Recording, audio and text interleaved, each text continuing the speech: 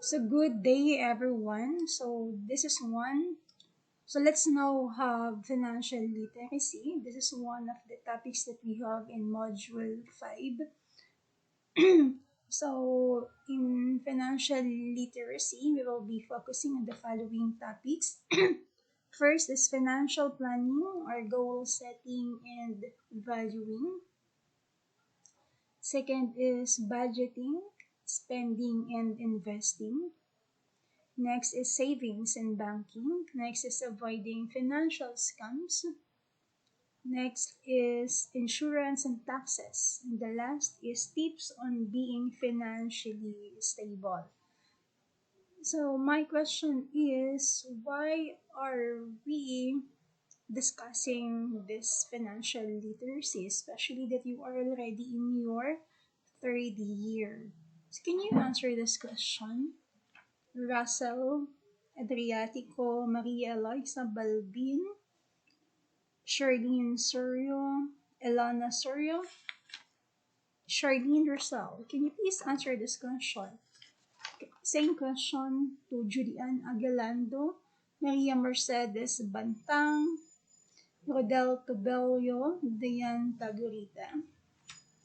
Same question to Same question for a while. I'm just checking the list of the students who are going to answer this question. Again, the question is, why are we studying this financial literacy, especially that you are in your third year? What is the essence of this? Christine Joy Capales, Ira Kapawing, Jeric Sumayop, and Nilmar Saladario. Please answer the question. So in answering the question, you'll just have to write a comment in the here in YouTube. So write first the question before your answer. Okay. So let us now have the four aspects when it comes to financial literacy. So what are these four aspects? So first we have income. So second is we have expenses. The third is assets. And the last aspect is the liabilities. Alright, so I know that you are not just familiar, but you understand what are these terms: income and expenses, assets and liabilities. So in income, let us first define what is this income. Like what I've said, you know all this term. It's just that most of the people do not know how to handle all these aspects. So these are the things that are being put emphasis when it comes to financial literacy. So what is income? Income is money. Is money what an individual or business receives in exchange for providing labor, producing a good or service, or through investing capital? Individuals most often earn income through wages or salary. Businesses earn income from selling goods or services above their cost of production. So again, when we speak of income, from the word income, in input, these are the these are the money that we receive. Actually, this is not just a money, but a thing that we receive in exchange of something that we do, in exchange of the not just the thing that we do, but the thing that we offer, the services. Okay, so in every effort that we do, there is this thing to be given to us, that is income. When we do something, when we offer something and we accept it, then in return there will be this thing to be given to us. So that is income. Okay, but like what I've said, most of the people know what they know what is an income, but they don't know how to handle income. Okay, so let's now have the second aspect. The second aspect is the expenses. An expense is a cost that is paid or remitted, usually in exchange for something of value. So, just like the income, if income, just like why I said just like the income, because just like the income in expenses, we know what do we mean by expenses, but again, people do not know how to handle their expenses. Okay, so if income are the things that we receive the out of the out of our effort, in exchange of our effort, okay, so just like work, so in return we will be receiving salary. For the expenses, these are the things that we are going to give in return of something to be given to us. Okay, so that is expense. So the question now is, will you just give your income to something that is not important? So think about that. So expenses, it will be, it's going out, meaning to say it will not be yours anymore. So we need to think if if if we are going to, if this money that we earn hard is worth to be just given away just like that. Okay, now the next aspect is the next aspect is liabilities. So for the liabilities, so for a while, okay, for the liabilities are any debts your company has, whether it's bank loans, mortgages, unpaid bills, IOS, or any other sum of money that you owe someone else. If you promise to pay someone a sum of money in the future and haven't paid them yet, that's a liability. So anything that we ask without yet a payment, that is considered as a liability. So if there is no exchange yet of the worth of the thing that we got from someone, then that is considered as liability. So actually, like what I've said, liability is very easily to be understood, but to some people, really, they are very addicted already with having that. Seems like after a loan, is not yet done, but here comes another day that they will be thinking now of another loan. So what will happen now is, of course, your salary will keep on decreasing. So what will happen if your expected salary for the month, there will be another deductions. So liabilities. So these are debts. By the way, what is this IOU? This IOU means I owe you. So I borrowed something from you. That is IOU. The question is, why there is a need for you to borrow? So before borrowing something, you should think first. Do you really need to borrow? Or you just have to wait for several days, maybe, or not just maybe, for sure God will provide. But if of course, if it is really an emergency, so there's really need for you to borrow. But if in a given circumstance there is no need for you to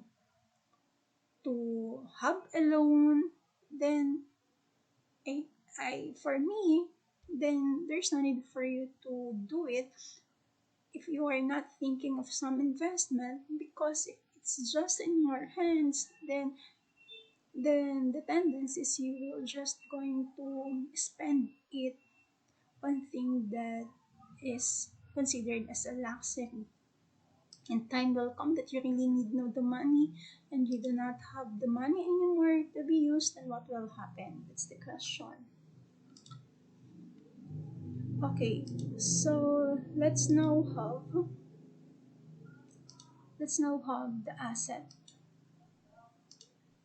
Okay, so an asset is anything of value or a resource of value that can be converted into cash.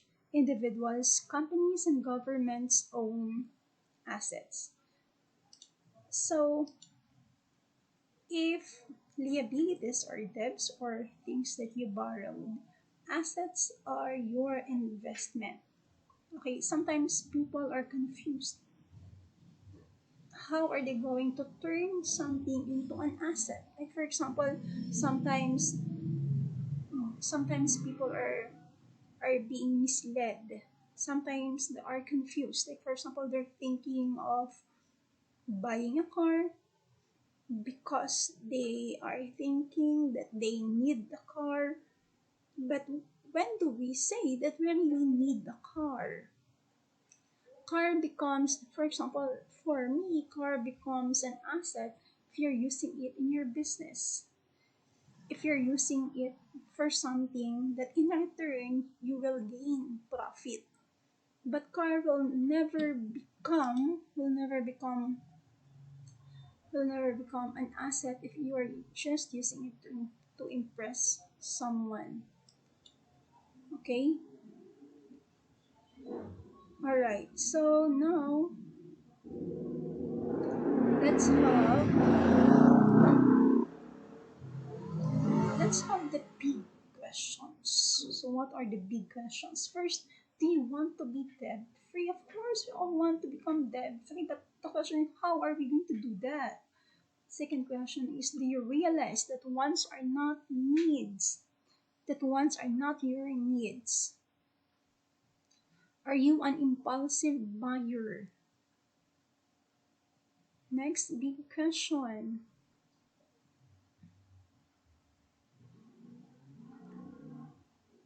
Okay, so these are the big questions to be asked for you to be able to consider the value of your money. Next is next big question. Are you a type of person whose pocket is always empty? So don't be like this. Are brands important to you? Who among you here are more of brands?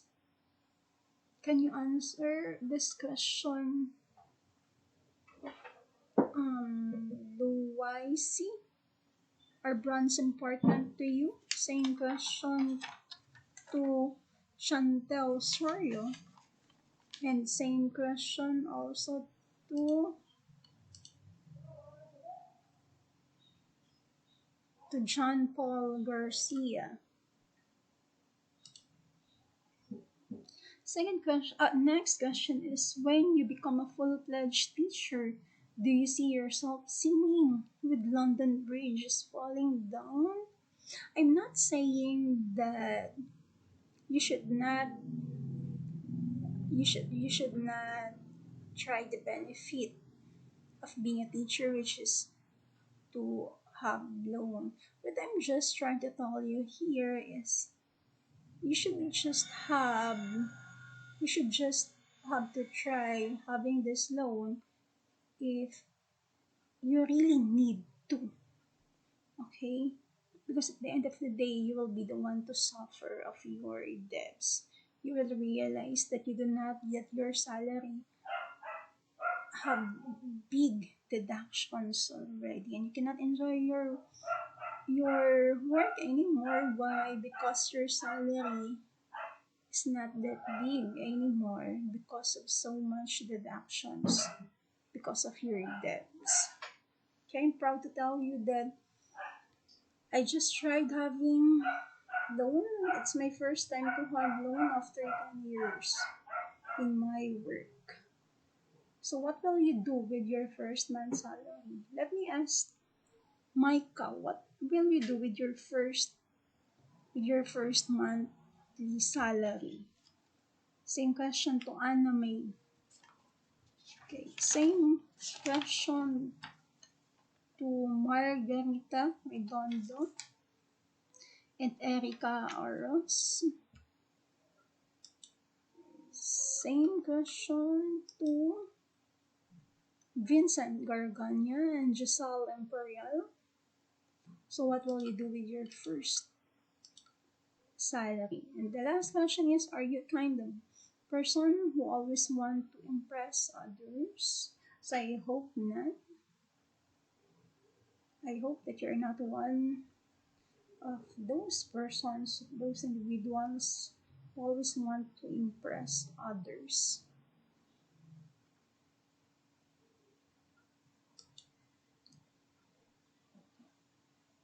Okay, so there are three phases of financial handling: from the poor perspective, the middle class perspective, and the rich perspective.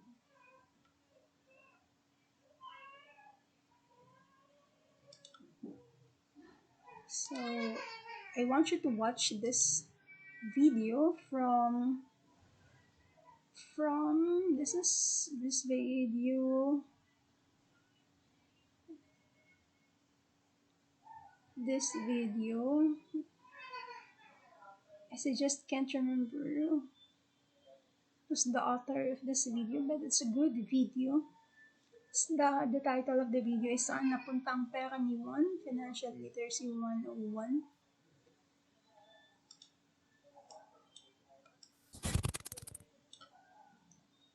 Okay, so please watch this video. This is a very good video, and I hope that you will learn from this video. Try to reflect also. Okay, and I want Ira, Connie, Rio, Raisa, Kimberly, Mary Jane, Romel, John Vianney, Rosemary, Joanne, Melia Gracia, Erica, Jessa Palacio, and who else? Kevin Mendez, Kimberly Pahak, Darwin Pechera, Joey Potot, Neil Francis, to write your reflection about this video. Okay. Again, I hope that you will learn something from this video. This is a very good video.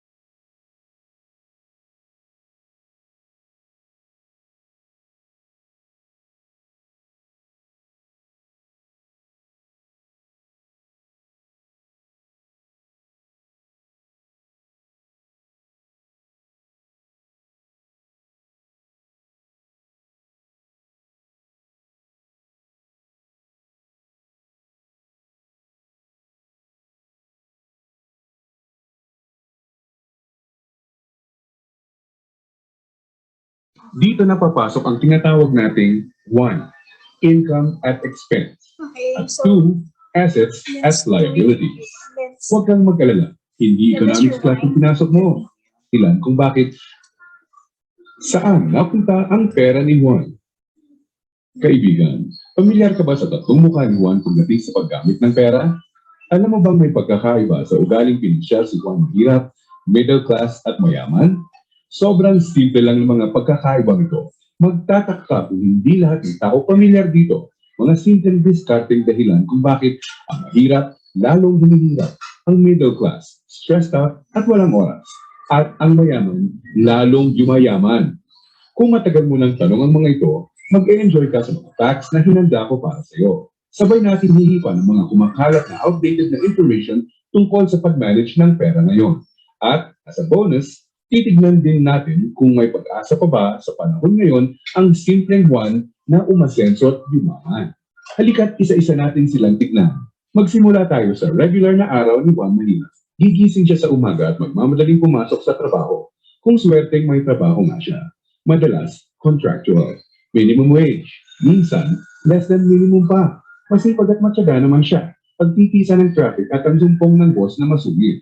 At pagkatapos magbanat ang buto buong araw, uuwi ng pagod. Magpapahinga para ulitin lahat ito kinabukasan. Gagawin niya ito ng araw-araw para sa kapos-saktong sweldo. Tama ka, di na ito bagong istorya. Ano nga ba ang diskarte ni Juan Mahirap pagdating sa pera? Bago ang pag-iipon para sa pangkabuhayan. Madalas, nauuna ang Jollibee dito, sili doon, at ang silent killer ng bulsa. Bili ng kung ano-ano, kung saan-saan, kahit di kailangan. Mga abubo. Bakit? Kasi may sale, surplus, ukay-ukay, at tiyanggihan. Minsan lang at mura lang naman. Ang kadalasang mga dahilan, bibili kahit di naman kailangan. Ang resulta, wala pang A15 o A30, ubos na ang pera. Kaya uutang na lang. Gusto naman magbago ng buhay ng mahirap na Juan. Pero magpapaulit-ulit ang kalagayan niya hanggat di niya nakikitang patong-patong na gastos ang bigay ng abubot niya. Na pag naipon, pwede nang puhunan sa negosyo. Pero hindi masamang tao ang mahirap na Juan. Gaya ng sinabi ko, mukha lang ng diskarte sa pera to. Marami sa atin ang dumaan din sa mentality ng mahirap na Juan. Di niya ito kasalanan. Maaaring misinformed lang. Paano nga naman bukod sa di lahat ng tatapos ng pag-aaral, di naman tinuturo ang pinansyal na kaalaman sa eskwelahan. Madalas, ang ugali sa pag-hawak ng pera ay ang ugaling namaman lang. So, saan napunta ang pera ni Juan Mahirap? Dito na papasok ang tinatawag nating 1. Income at expense. At 2. Assets at liabilities. Huwag kang mag-alala. Hindi economics class ang pinasok mo. Simple lang to. So ano nga ba ang practical na kahulugan ng income at expense at assets at liabilities? Unahin natin ang income. Ito ang perang pumapasok sa iyo. In short, income equals kita. Kapag lumabas naman ang pera, tinatawag natin itong expense. Sa madaling salita, expense equals gastos. Ngayon, ano naman ang assets at liabilities? Asset ang isang bagay kung binibigyan ka nito ng income o kita. At liability naman kung expense o gastos ang binibigay nito. Balik sa tanong, saan napunta ang pera ni Juan Mahirap? Ang maikling sagot, madalas mas maraming expense o gastos kesa income o kita ang mahirap na Juan. Maaaring sa sahod o maliit na extra lang siya umaasa para sa income. Samantalang kaliwat kanan naman ang pinanggagalingan ng expense. Naloko na. May pag-asa pa ba ang mahirap na Juan? Malalaman natin yan mamaya. Ngayon, tignan muna natin ang behind-the-scenes kwento ni Juan Middle Class. Sa unang tingin, okay na okay ang lagay ng middle class na Juan. Ang totoo niyan, malaki ang chance ang mapagkamalan mo siyang mayaman. May bahay, may kotse, at nakikita mo silang nagbabakasyon minsan. At kung may bagong labas na gadget, mag-upgrade ang middle class na Juan. Pero ang di alam ng karamihan, marami dito ay promo, hulugan, o utang sa credit card na buwan-buwan sa sweldo na kakaltas. So, saan napupunta ang pera ni Juan Middle Class? Ang maikling sagot, mas maraming liabilities, nagbibigay gastos kesa sa assets, ang bibili ng middle class na Juan. Invest na investments na gagawa ng income, nauuna sa listahan niya ang paggagamitan ng pera, ang upgraded na lifestyle. Gusto niya ang convenience at quality sa buhay. Tingnan natin halimbawa to. Kung traditional economics ang pagbabasehan, ang kotse at bahay ay madalas na sinasabing assets. Sa praktikal na buhay ni Juan, masasabi nating outdated na ang pananaw nito. Sa definisyon natin ng asset, ang isang bagay ay asset kung gumagawa ito ng pero madalas, pagka down payment mo ng kotse, bahay o alahas, money out agad. Sa mga susunod na buwan, may babayaran ka ulit. At huwag mong kakalimutan, andyan pa ang insurance at tax. Money out nga naman. Liabilities. Ang kotse ay nagiging asset lang kung nakakatulong siya ng gumawa ng income. Halimbawa na lang kung gamit sa negosyo. Ang bahay ay pwedeng maging asset kung paparentahan mo ito, lalagyan ng mga produkto sa negosyo or storage. O di kaya ay kung nagbabuy and sell ka ng bahay at magbenta mo to ng mas mahal. So bakit walang oras at stressed out si middle class one? Para mabayaran ang mga liabilities, kailangan mag-overtime, kumuha ng mas maraming trabaho at ma-promote ng middle class na Juan kung siya ay empleyado. Para sa mga professionals at self-employed, kailangan nilang kumuha ng mas maraming kliyente o projects. In short, kailangan nilang ibenta ang oras at skills nila ng higit pa sa ginagawa nila dati nung wala pang liabilities para kumita ng mas malaki. Tulad ng kalagayan ng isang doktor. Kung hindi niya sisiputin ang pasyente niya, wala siyang kita. Dito mo na makikitang may lumalamon na sa oras ni Juan middle class. May mga celebrations sa family at friends ang di na niya ma-attendan. Kaliwat ka ng stress na ang kapalit ng upgraded lifestyle ni middle class one. Para sa kayod kalabaw na diskarte ko, gugustuhin niya ng reward, tama? Kaya mas madalas na siyang mag-taxi, kahit pwede naman mag-jeep. Starbucks coffee na, dati okay na ang 3-in-1. Sa restaurant na mas madalas kakain, kahit pwede namang sa bahay. Ilang halimbawa lang ito. Sa oras na maisip ni one middle class na magnegosyo, ang kita niyang pangpupuhunan sana, pambayad sa liabilities na pupunta. Kung tatanungin mo siya kung anong gusto niyang baguhin, madalas sasabihin niyang ibalik sa kanya ang oras niya. Mabait si Juan middle class. Gusto niya ng maganda at komportableng buhay para sa pamilya niya.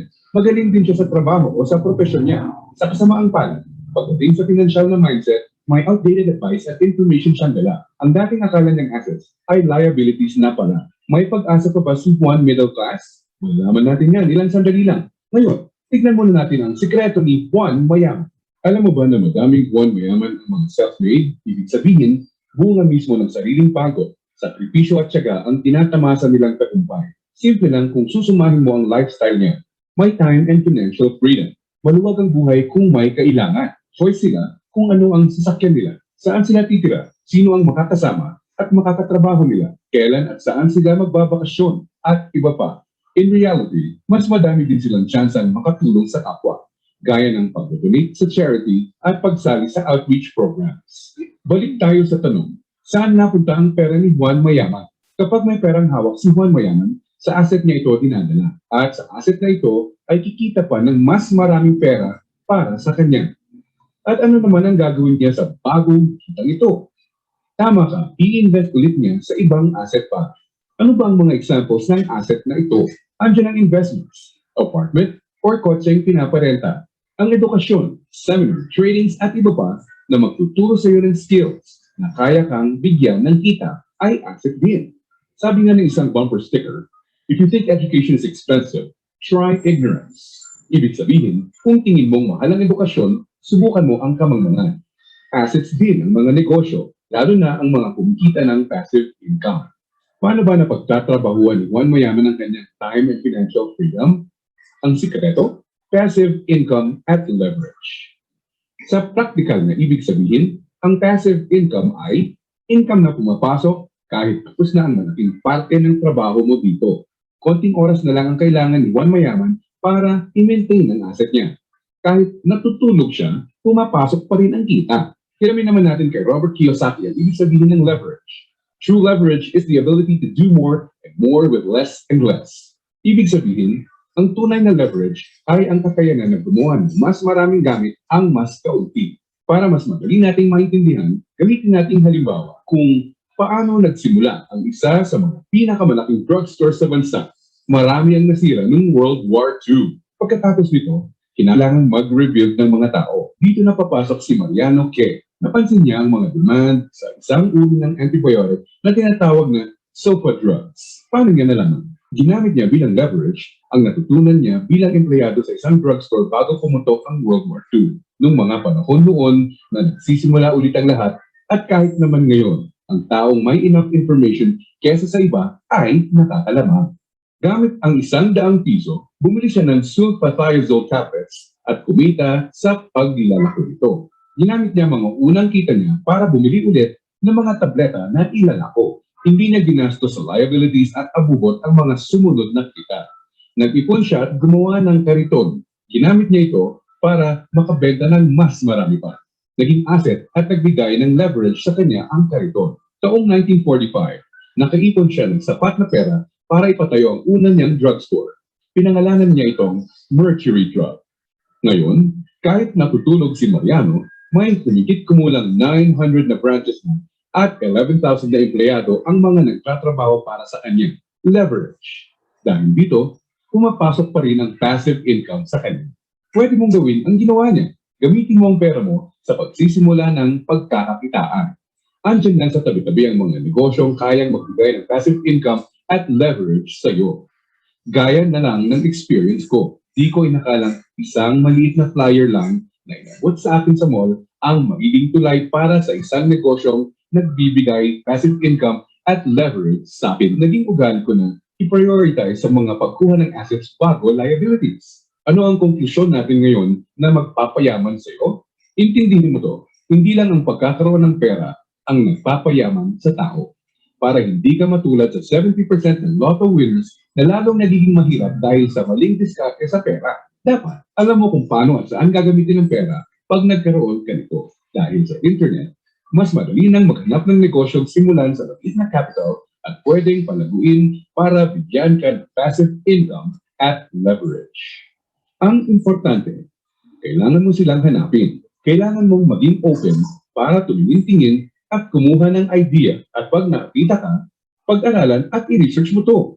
Nandyan lang sila. Kailangan mo lang bigyan ng chance ang sarili mo na maging in the know. Ibig sabihin, kapag andyan na ang pagkakataon sa harap mo, alam mong di mo dapat palagpasin ito. At sa pagkakakitaan papasukin mo, ipunin mo lang ang income mo. Gamitin mo to para palaguin pa ang assets mo hanggang kita ng assets at negosyo mo. Kahit di mo na directly pinatatakbo, ay nagbabayad ng bakasyon, gadgets, kotse, at bahay ng pamilya mo. Gaya ng mga self-made na Juan Mayaman, kaya mo itong simulan.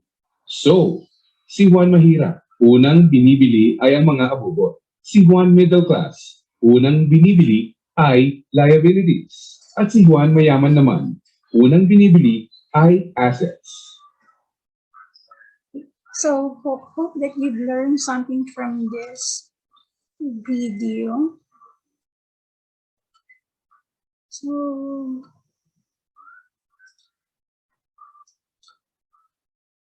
Hi guys! Isang magandang araw sa inyong lahat.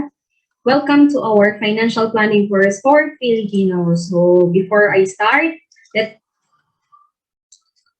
guys, again, hope that you've learned something from this video. So, I want to ask now Charlene Sorio, Elona Sorio, Charlene Rosal, Marjorie Tialago, and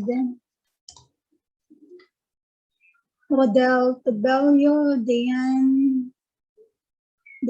Tagolita, Eden Sorio. What is your reflection with regards to the video that you've watched? Also, same task to Vincent Gorgonia, Joey Potot, John Paul, Omar, Norman, and Nelmar.